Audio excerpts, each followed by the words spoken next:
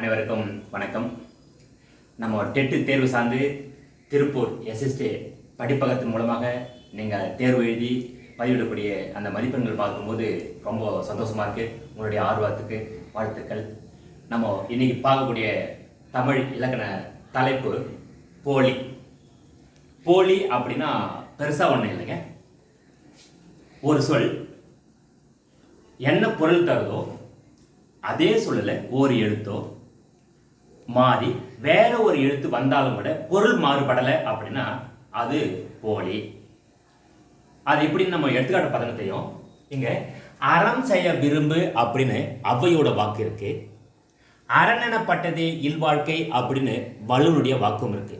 இங்க பாருங்க, அறம் அப்படிங்கிற இந்த வார்த்தையோட பொருளும் தர்மம் நல்லது தான் செய்யணும் அப்படிங்கிறதும், அரண் அப்படிங்கிற இந்த வார்த்தையினுடைய பொருளும் தர்மம் நல்லது செய்யணும் தான் அப்படின்னு இந்த வார்த்தையில் வரக்கூடிய இந்த எழுத்து இம்முக்கு பதிலாக இன்னு வந்தாலும் பொருள் மாறுபடலை. அப்படி மாறுபடாமல் வரக்கூடியது தான் போலி. போலி மொத்தம் 3 வகைப்படும். அது என்னென்ன அப்படின்னா முதற் போலி, இடைப்போலி, கடைப்போலி. சரி, முதற் போலி என்ன அப்படின்னா ஒரு சொல்லல முதல் எழுத்து மாறினாலும் கூட அந்த பொருள் மாறுபடலை அப்படின்னா அது முதற் போலி. இங்க பாருங்க, பசல் அப்படிங்கிற வார்த்தைக்கு பதிலாக பைசல் அப்படின்னு சொன்னாலும் பொருள் மாறாது. மஞ்சு அப்படிங்கிற வார்த்தையில மாவுக்கு பதிலாக மை இங்க வந்திருக்குது, இதனுடைய பொருளும் மாறல. மயல் அப்படிங்கிற வார்த்தையில மாவுக்கு பதிலாக மை வந்து அந்த பொருள் மாறுபடாமல் வந்துட்டு. அப்படி முதல் எழுத்து மாறி வந்தாலும் கூட பொருள் மாறுபடாமல் வர்றது தான் முதற் போலி.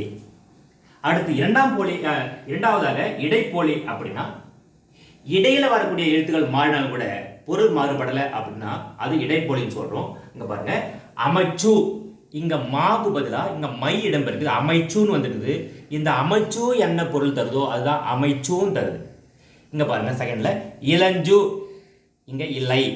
இந்த இரண்டாம் எழுத்தான அந்த இடைநிலையில் வரக்கூடிய எழுத்துகள் மாறி வந்தாலும் கூட முத சொல்லு என்ன பொருள் தருதோ அதே தான் இந்த சொல்லும் பொருள் தருது. அதனால தான் இதை நம்ம இடைப்போலின்னு சொல்றோம்.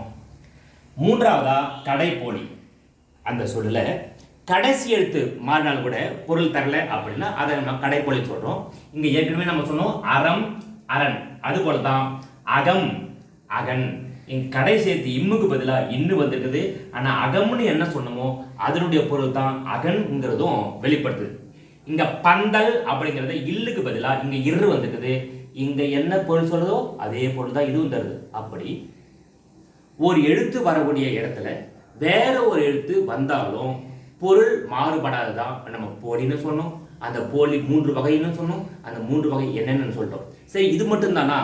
ஆனா இதனையும் தாண்டி முற்றுப்போலின்னு ஒன்று உண்டு. முற்றுப்போலினா வேற ஒன்றும் இல்லைங்க. அந்த சொல்லு டோட்டலாக மாறும், எல்லா எழுத்துக்களுமே மாறி ஆனால் பொருள் மாறாது. அப்படி வர்றது தான் முற்றுப்போலின்னு சொல்கிறோம். இங்கே பாருங்க, 5 அப்படிங்கிற இந்த வார்த்தை 5 ரூபாய் நம்ம சாதாரணமாக சொல்லுவோம். அந்த 5 அப்படிங்கிறது இந்த இருக்கிற இந்த 3 எழுத்துமே மாறி போயிருக்கு, ஆனால் பொருள் மாறுபடலை.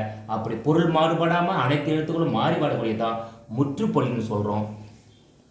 இதுதான் இன்றைய தலைப்புடைய சுருக்கம். நீங்கள் இதை அப்ளை பண்ணி பாருங்கள், புரிஞ்சுக்கணும்னு நினைக்கிறேன்.